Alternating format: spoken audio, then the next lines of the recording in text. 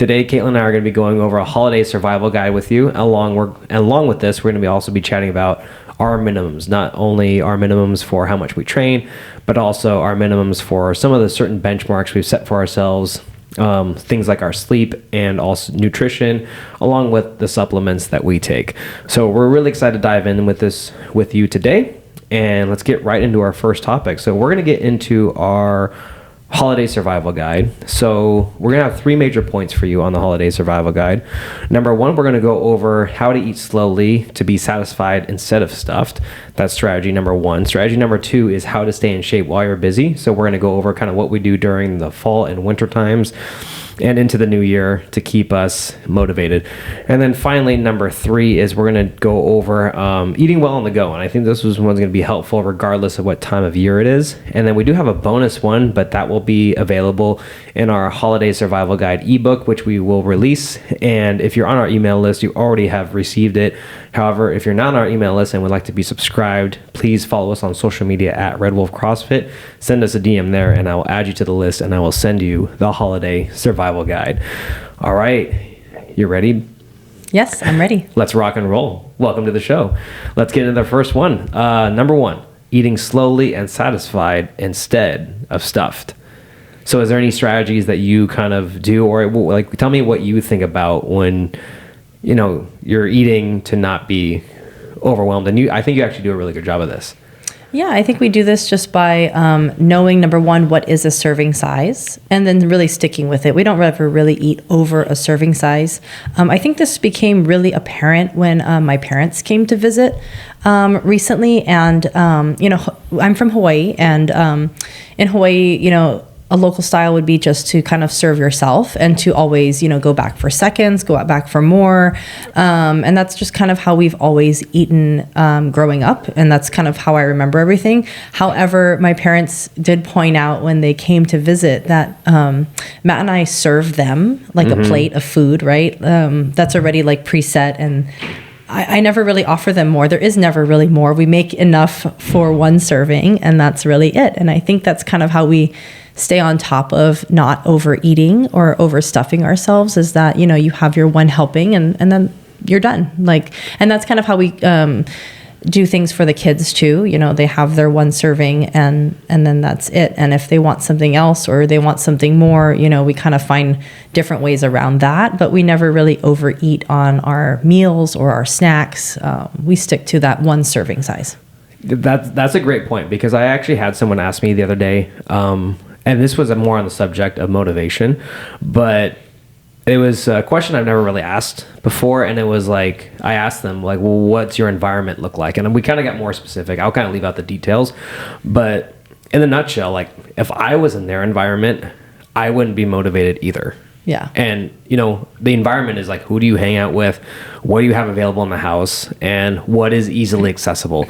And I think one of the best ways to change, nutrition habits is to change your environment. Mm-hmm. In order to change your environment, you have to change what is in your environment and implement some sort of a system to where it'll be inconvenient for you to do the behaviors that you're trying to change. Yeah, for sure. And that's, in this case, it would be overstuffing yourself or overeating. So just maybe making smaller portion sizes on purpose in order to not eat more. And then some people, honestly, you just have to have the discipline, because if you are one to, meal prep or cook extra for later, you have to save it for later then. Don't overeat it and eat it too early, because I know some people do that as well. Yeah. And so I guess that's why I tend to serve everyone their plate, and when you're done with your plate, you're done. And that's kind of worked for us, and we've developed that over the years. And I never actually noticed that we did it until they pointed that out, and I thought that was kind of funny. Yeah, and overeating is something that I've struggled with for the most part, because kind of like you, I growing up in that family, I'm used to going back for seconds regardless. Mm-hmm. If there's more or not, I will find more. Yeah. Because that's just how I am. And, I love food, really, when you really break it down. Like, I absolutely love food. And I think one thing that really has helped me is I kind of use a 3-to-1 meal ratio. So what that means is that I'll treat myself to one kind of fun meal, and I'll eat as much as I want. I'll eat whatever I want, but then I'll follow up that with 3 really good meals consecutively. And those meals look like lean protein, vegetables, a little bit of fruit, and then I try and avoid as much fat and carbs as possible and try and keep my proteins as lean as possible. And when Matt says he avoids fat and carbs as much as possible, he means there are none in his meal. So I just want to make it clear for everybody out there that his 3-to-1, his 3 is really on point. Okay. Like there is nothing really else in it. That way he can have that one kind of splurgy meal. But like, you need to be honest with yourself. Are you really eating clean meals? And how clean are they in order to support that one extra meal? Yeah, exactly. And you know, that's where a lot of coaching comes in, because this is where we can help you, because it's really hard to do on your own. Yeah, you need discipline. And if you don't have the discipline, you need the support. Yeah. When you have the support, it just makes things easier, and it gives you like a shoulder to lean on to where you can at least have that resource to run things by them and be like, hey, like these are my only options. Like, what would you do? And then we can help you, because believe me, we've been in that situation before. And at the end of the day, all we care about is getting you the results that you want and helping you as much as possible, because in the long run, that's what's going to be better for you when you're 80 years old. Yeah. All right. Any other tips you want to give on that piece? No, I don't think so. All right, let's move on to number 2. So how to stay in shape while you're busy. And you know, this is tough during the holiday season for a lot of us. Yeah, it's tough just because I think you want to spend time with your family. You have people visiting. You have a lot of obligations, that you need to attend to.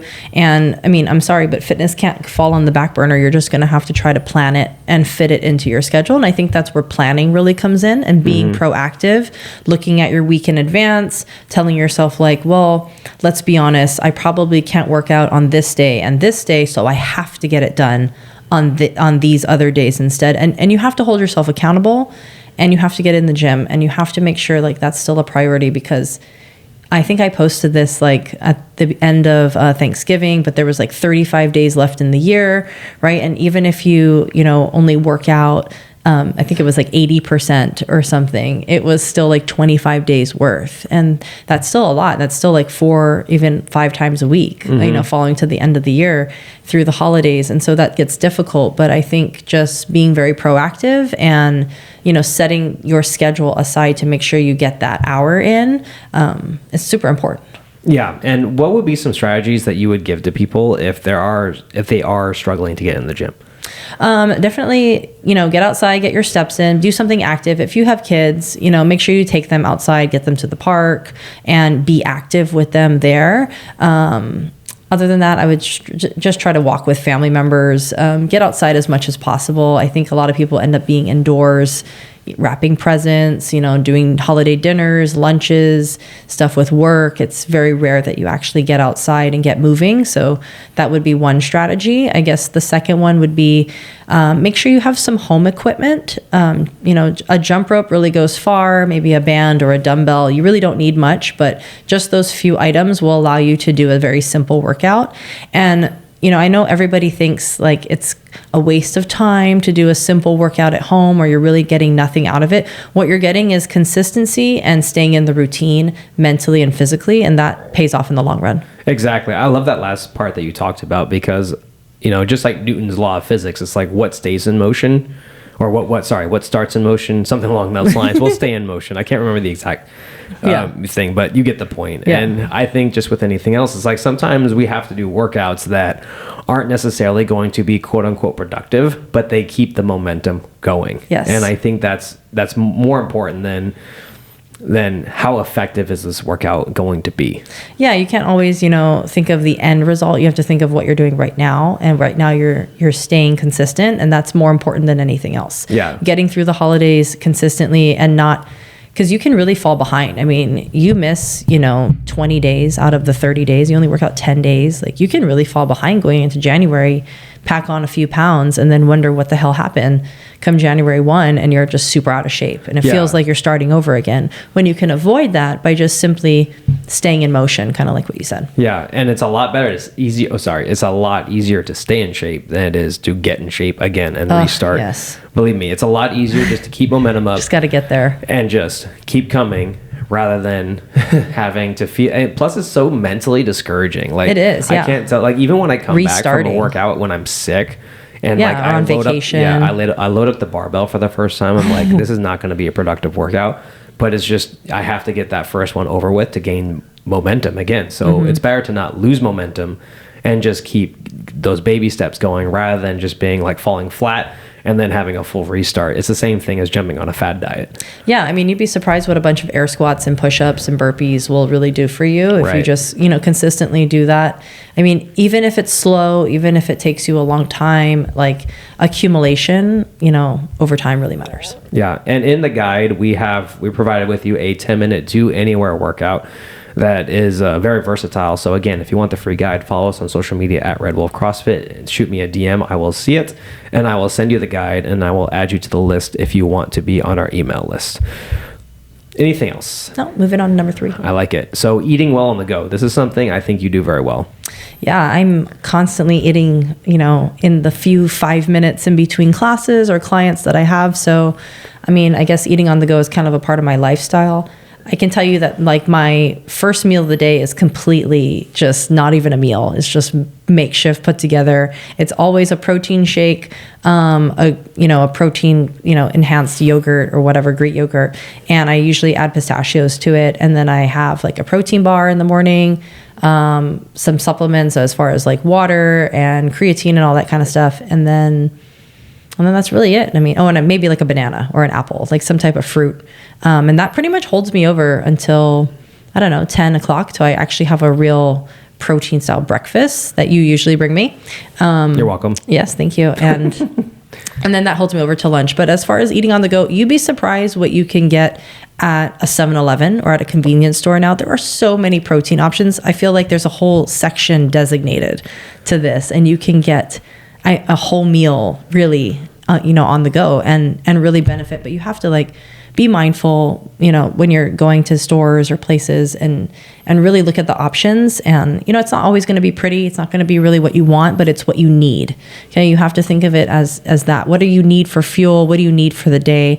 Not what you want for the day. What you want really doesn't matter. Yeah. And there's going to be a price tag to anything. And so you can either choose to feel good while you eat a bad meal or feel great in between meals, but not feel super awesome while you eat a healthier meal. Mm-hmm. So it's kind of like, I just see that trade-off as like, I can either be really happy for like 10 minutes while I'm enjoying this bad meal and feel like crap for hours, or I can have a little bit of inconvenience, or it won't be as good as maybe I want it to be, but then I'm feel much better throughout my entire day. Yeah, so it's a better choice. I'd rather take my entire day. Yeah, and I mean, one of my clients the other day was just saying like she didn't meal prep, right? She didn't like take the time to make sure she was ready for the day, and what happened is she didn't end up eating until like all day, until after lunch. And so she was driving to the next client, and the options were, stop for French fries at, whatever, Del Taco or whatever it is, or, go to eat a whole meal or get something at the grocery store. And she ended up picking the French fries and, because of convenience. And honestly, because you're so exhausted to the point that your body kind of just makes that wrong decision out of fatigue. And because it's quick and fast, and it's probably, and you're hungry, and it's what you like really want and crave, something salty probably. So anyway, you make the wrong decision. But had you just prepared a little bit, had a bar, had a banana or something in your bag or in your car ready to go, like that can really boost you in the right direction versus hindering you, making the wrong decision, holding you back. Exactly. And I think this is a reoccurring theme, is like adjust your environment to where it's more convenient to make the right decision or the good decision than is the bad decision. Yeah. Because we saw right there that they chose to make a decision to get fast food because it was more convenient. Yeah. So now let's see if we can flip that and be like, how can I make it more convenient for me to make a good decision? Yeah. And I mean, set yourself up for success. Exactly that. And she and I had a conversation, and literally the next day she meal prepped for the whole week, got everything ready. And she told me she felt so much better. Who would have thought, right? And then everything was better. And now she's consistently doing that and, seeing results in that sense, as far as being more prepared and more on top of it. And she has more energy, and she really pointed that out. She was like, oh my gosh, I felt so much better during my day because I had snacks lined up. I was ready to go. I was, on top of it. Exactly. And once you kind of get in that mode of where it's worth it, and, I'm a firm believer that, our behaviors our environment reinforce rewards. Yeah. So basically, if I'm rewarded for doing a certain behavior, I'm probably going to keep doing that behavior. So a lot of times with food, it's like it's an instant reward because it feels good, it tastes good, like it's so satisfying. So you get that reward. But if we can flip it to where I'm getting reward, I get the reward now from feeling better throughout my entire day by making these choices, I get more reinforcement to make those better choices because I get rewarded for it. So find a way to where eating well is actually rewarding to you, and you get that same dopamine hit from doing the right things. And honestly, I wish I could give you a formula to that, but every person is different. So it's something that you have to figure out. And if you need help, I will be more than happy to help you. Yeah, I like how you put that. It's like, it's not worth it, because there are certain foods out there that some people eat that I'm like, was that worth it? Like, is that worth the calories? Is that worth your time? Yeah, for sure. But like when you really think about it, there could be something better that you could make or do instead. So I'm not saying to cut it out, but try to find something better to replace it with, like for dessert. Like, I'm a sweet tooth person, for example. I love, desserts. You love Oreos. I do. I love Oreos and cookies and all that stuff. I love coffee cake. Yeah. And just because it's on my mind right now, but like Jen made those cookies for us. And those were so good. Yeah, Jen A from 915 class, she makes, desserts, but she makes them very healthy, low ingredient, high protein. And if I could just have that every day, oh my gosh. Oh yeah, that was like, that would. I was blown away by how good those were. I know. I would find a way to make it fit, and like that's the kind of stuff that I want. And so I'm not going to cut out sweets. I'm just going to find a way to make it fit into my routine and fit into the kind of lifestyle that I want to have. Yeah.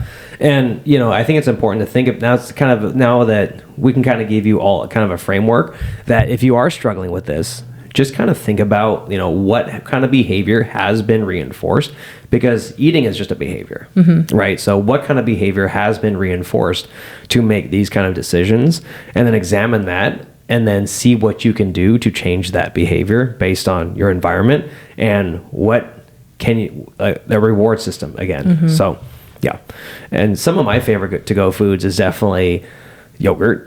Yeah. I think yogurt is one of the most versatile things. It does require to be refrigerated. Beef jerky. But beef jerky is good. Bars. I like that. I mean, there's protein bars. Just good ones. I mean, you have to really be mindful about the bars. Yeah. Protein shakes, what else? There's really not too many great snack items. It's more about just being prepared with your meals. Yeah. And just really over-fulfilling that. And a little hack that I'll give you guys, that if you are struggling and you are so used to, eating maybe some of these more fun foods, that if you add a little bit of your favorite cereal, just sprinkle a little bit on top of your yogurt, it will make it a lot better, and that will be an easy way to start transitioning out of that. So that way you get a little bit of what you want, but then you also get a lot of what is actually healthy and good for you. Yes. So give that a shot. Let me know how that goes. That would be good. Yeah. You didn't know that? I mean, I just don't buy it because I would eat the whole thing of cereal. That's true. I'm the same way. Like if there's bad food in the house, I will find a way to eat it. That's just how I am. All right. Like I said, we also have a super shake guide that's available in the guide. So if you want that, again, message us at Red Wolf CrossFit on Instagram, and I will make sure that is sent to you. We're going to move into our second segment here, which is we're going to be talking about our minimums, and we're going to be going over a few different things. We're going to be going over, let's go over our exercises first. I think that one's going to be a simple one that we kind of go over. So first off, Caitlin, what's your bare minimum for how many workouts per week and how long? 7 is my workouts per week. Okay, I'll go ahead and say 6 maybe. I mean, if I do miss one day, it's probably because I'm extremely tired and sore, but I do like working out every day. So 6 to 7 is definitely the minimum. What was the other question? Sorry, how long? How long are your training sessions? Oh, 1 hour. Always 1 hour. Okay. I mean, if I can go maybe an hour and a half uninterrupted, like that would be ideal so that I can do all the things that I want, but at minimum would be an hour. Okay. Some of the movements that I hit at minimum every week, back squat and deadlift for sure. And then I need to do some pull-ups, like strict pull-ups, weighted pull-ups, something like that. And then I also need to get in bench or push-ups. Like that's definitely some standards that I'd like to hit every single week. So that way I don't lose the training volume that I've kind of developed and the numbers that I want to hit. Okay. Awesome. And what about your nutrition and supplements? Let's talk about nutrition first. Nutrition. What about it? Like as far as meals, I mean, I eat 3 meals a day. I usually eat 3 snacks in between. I start eating at 4:30 in the morning. When I wake up, I have a snack already, or not a snack, but like, the start of my quote unquote meals in the morning. And then I don't believe in the whole, you can't eat before bedtime, because I am eating right up until I'm closing my eyes. And I usually eat dinner at about 8 o'clock at night, and I'm going to bed at 9.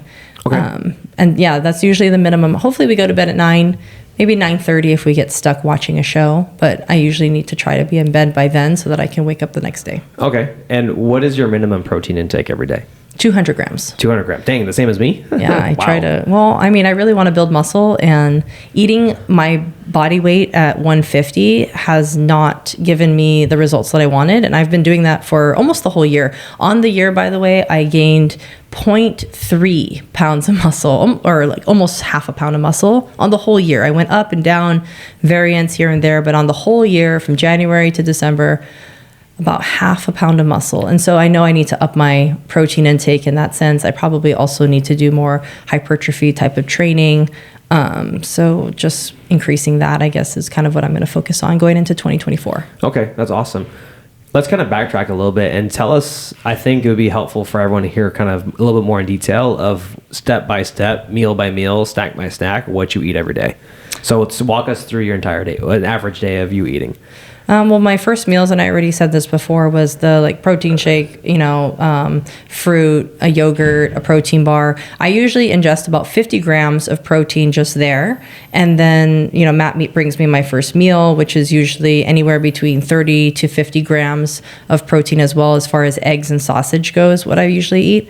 And then going into lunch, it's usually a bigger meal, but probably about 50 grams of protein. And that I usually eat about 4 to 6 ounces of meat. If I order, meal prep, I usually order about 6 ounces from the meal prep. If not, we just kind of make our own. Usually tuna is kind of what my staple is for lunch, which a can of tuna has 42 grams of protein in it. 1 can or 2 cans? 1 can. Really? The safe catch, yeah. Oh, 42 wow. I did not grams. know it was that high. Of protein, yeah. So, I mean, you can, get 50 grams just there. That's crazy. I didn't know mix that. it with a few things. And then I'll have a snack in between lunch and dinner. I mean, it could vary. Beef jerky, beef sticks usually is what it is, and fruit. And then dinner is the remaining, calories that I have left, and grams of protein, probably another 50 again. And it depends. We have burgers, steaks, chili, all kinds of stuff. But I think my protein intake is usually about 6 ounces. Okay, yeah. And just an FYI for everyone is that when we do use our meats, we choose our leanest cuts as possible. So even when we're picking things like ground beef or beef, we try and get around 93% lean, 7% fat on those cuts. Yes. And then the rest of the time we're eating turkey, chicken, fish, and sometimes duck. Is there anything else I'm missing? Lamb. Yeah, lamb is very good. Venison. Lately, we've been getting into game meat, so lately we've been eating a lot of venison and elk. Thank you, Sandal. So we're just gonna get about a pound of meat a day is kind of what we're going for, and then that's pretty much what I eat. That's awesome. Should I walk everyone through mine? Sure. Or no? What do you start with?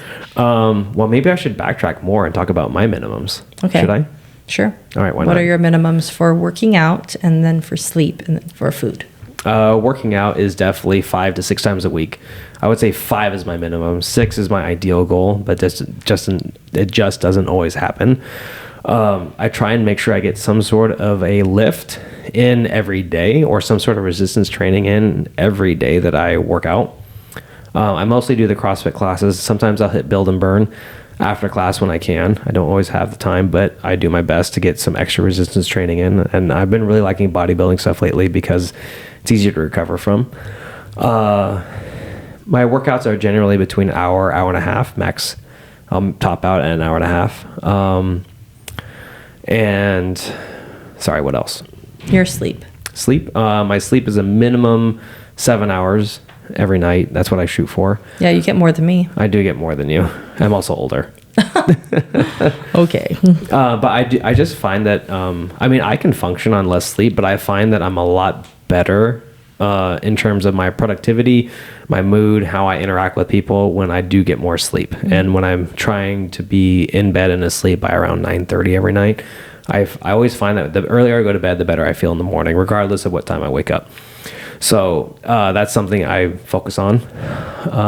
What else? Nutrition. Yeah. Nutrition. I shoot for 200 grams of protein every day. One thing that's really been helping me is my goal is always to get 100 grams before noon. It doesn't matter how I get it, but I try and focus only on that. And if I get a little bit of carbs and a little bit of fat, that's great.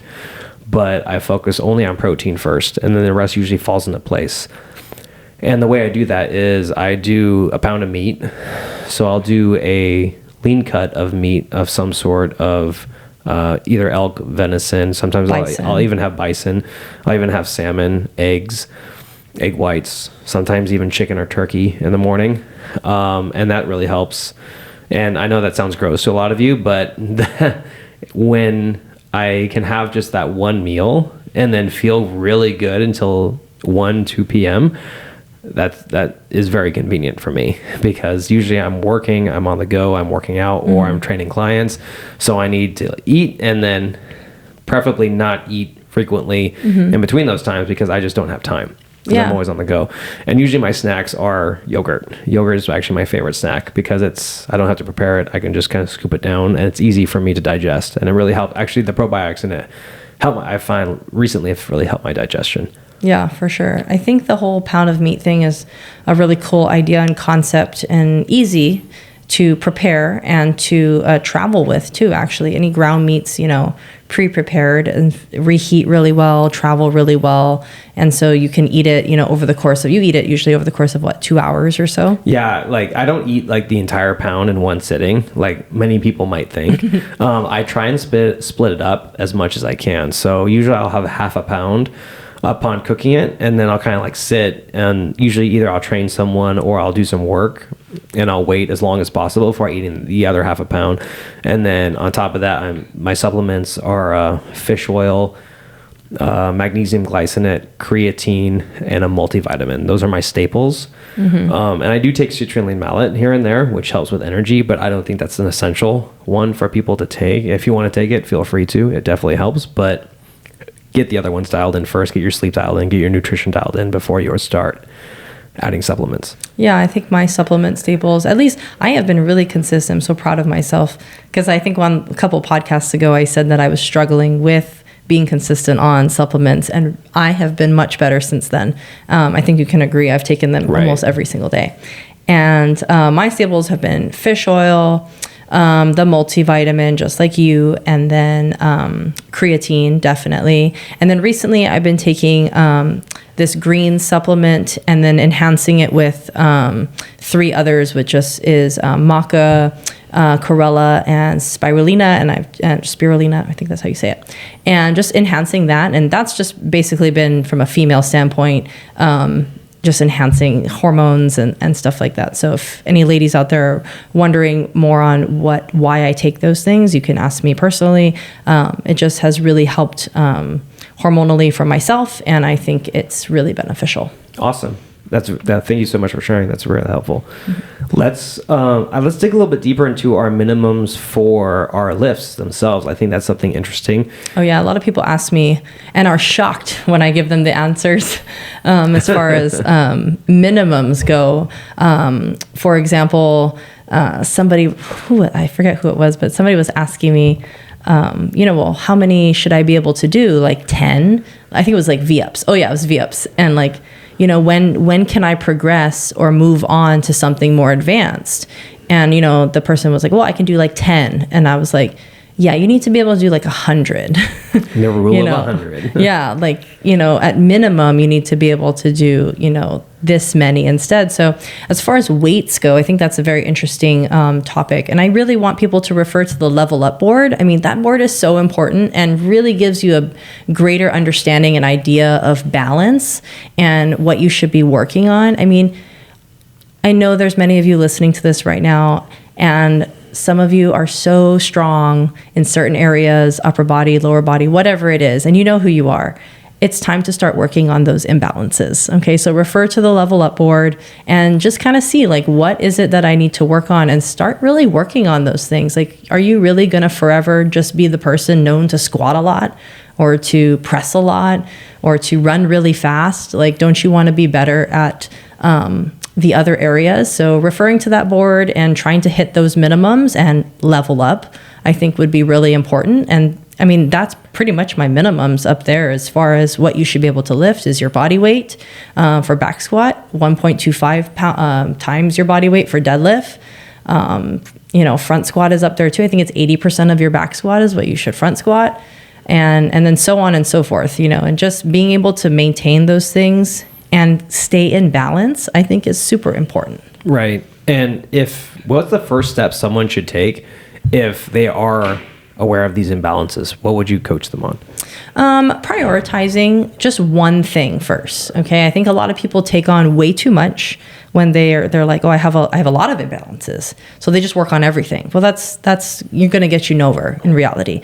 What you need to do is pick the one thing that you struggle with most and better that, because I guarantee if you better that, you're going to actually affect a lot of other areas as well. Right. So for example, some people might say that, their front squat is the worst thing. Like they really suck at the front rack. Well, okay, what about the front rack? Maybe it's your mobility. So just think, if you fix your mobility, all the other areas that it would fix as well, how much better your cleans would get, how much better, your snatch would get, whatever it is. But just really dialing in your first priority and then hitting that for like 4 weeks straight, and then coming back and seeing where you're at, right? And retesting where you're at after a month of just working on that one thing. I think that would be a good start. Yeah. And if you're not sure where you're at, or if you feel like you need a little more guidance, book a goal review. You can do that via our website, or just reach out, just message us, and through any channel, and we'll book a goal review with you, and we will chat with you on the best steps for you to move forward. It doesn't cost you anything. It's completely free. So take advantage of that, because I don't think enough people take advantage of that. Yeah. And I mean, to get more specific, I guess, to give you guys, a better idea of where I'm coming from, after, 3 pregnancies, I had like these minimums in my head as far as the stepping stones I wanted to take to get back to where, I am now, basically. And I had to check off these boxes. And a few of them were simple. Like, I wanted to be able to back squat 95 pounds 50 times unbroken. And until I did that, I really didn't move on. And then, I wanted to be able to do 20 push-ups unbroken. And until I could really do that well, I didn't move on to more advanced stuff. I didn't really give myself that, credibility to be like, okay, you can move on now. I had to do these minimums. And I think a lot of people progress too quickly because they just want to do the fun stuff. I want to do kipping pull-ups. Well, can you do a strict pull-up first? How many strict pull-ups can you do? You should, for me, my goal is to do 20. I can't do 20 yet. I can do 15 in a row. So I'm still striving for that, but a minimum would be like 5. I should always be able to do 5 strict pull-ups in a row. So I think the goal review is important, because then you can establish what are your minimums, because mine might be different from yours. And then, where do you want to go from there? Like, what is a very far-fetched goal, and what is a reality goal? And then where can we work to in between? And just kind of plotting that out. I think people need direction. Direction's important. We're not just kind of willy-nilly working out here. There should always be some type of purpose going on. Yeah. And the only way to find purpose and to find what you really want is to gain clarity on that first. And we talk about this all the time, is gaining clarity. And then the only way to gain clarity is to talk with someone who's done it before. And believe me, like, we've done a lot of different fitness things. Yeah. So talk to us, because we have experience, and because we've tried a lot, and we can easily save you guys time, frustration, sacrifice, and effort if you just talk to us first, and then we can point you in the right direction or give you something that you can do on your own. Yeah. And then also, like, we're always talking about gains. I think, I feel like we naturally kind of levitate towards gains, muscle gains, getting stronger and stuff. But we also have, experience in weight loss. Like, I definitely gained 55 pounds with my first pregnancy. And so losing all that weight again and getting back, to my normal of 150 was really difficult to do. And it was a process, and having a plan of how I was going to do it healthy, right? Not too quickly, and you know, being very mindful of recovery and stuff, you know, that was a whole process in itself. And then doing it again and again, and each time was different. It was 40 pounds and 30 pounds, and you know, it was less, but still, it was still a journey. And so, I mean, weight loss is a whole nother avenue, and weight loss doesn't always mean muscle gain. It's actually muscle loss. I mean, I think, for example, Ben, your client, has lost so much weight this year. So proud. I mean, amazing how much weight he's lost, but he's also lost a lot of muscle mass. Yeah. And so having that understanding of, you know, well, if you're in the weight loss, if that's your goal, you have to be okay with losing muscle as well. Yeah. And so that's a whole nother mindset. And the only way to mitigate muscle loss is to up your protein. Yes. Yeah. And so, but you know, everything's a journey. And so, like, what is your priority? If your priority is number one, to lose weight, well, then that's all we're focusing on, whether it be fat loss, muscle mass loss, as long as the trend is going down, I think that's important. And then if your, you know, goal is to gain muscle, well, then our focus has to be just on that. And then your training has to be centered around that. Right. No, 100%. Any final thoughts before we start to wrap things up? No, I think we covered a lot of different things. No. Sorry if we were all over the place. No, I thought that was good. I mean, it's good that we kind of go into detail about some of these things, because I think it just adds just more value and is more helpful. And just some closing thoughts from me is that, you know, I always try and think about what's the biggest impact activity that I can do, and then how can I add volume to that to achieve a certain output. So a good formula that I like to think about is volume times leverage equals output. So, you know, I know that eating, you know, lean protein, a pound of lean meat in the morning is going to yield a very good output. So, and that's a high leverage thing because it's not too expensive. It's easy to prepare. It stores well, and I get my protein in, and I feel full without feeling the need to go and grab snacks. So that is a high leverage thing that I can do. And then when I multiply that by volume, by doing that, you every know, day, 5-7 days a week, then I will yield a better output. And same thing with my training. I know that if I squat, deadlift, press, and do strict pull-ups and do every CrossFit, week. then that's a high leverage activity because I get the most bang for my buck in a very short amount of time. For example, if I was to walk for the same amount of time that I worked out, so an hour a day, or I did those major lifts for an hour a day, and I multiply that by 7, you know, leverage times volume equals output. What do you think my output would be from lifting for an hour versus just walking for an hour? It would be more for lifting, obviously. Exactly. So, I mean, I think when you clearly define kind of like a formula like that really helps you make decisions. It's like, is the activity I'm doing now high leverage? And if I add volume to that, will that yield the output that I'm looking for? For sure. That makes a lot of sense. Yeah. I hope that was helpful for all of you. Any other final thoughts?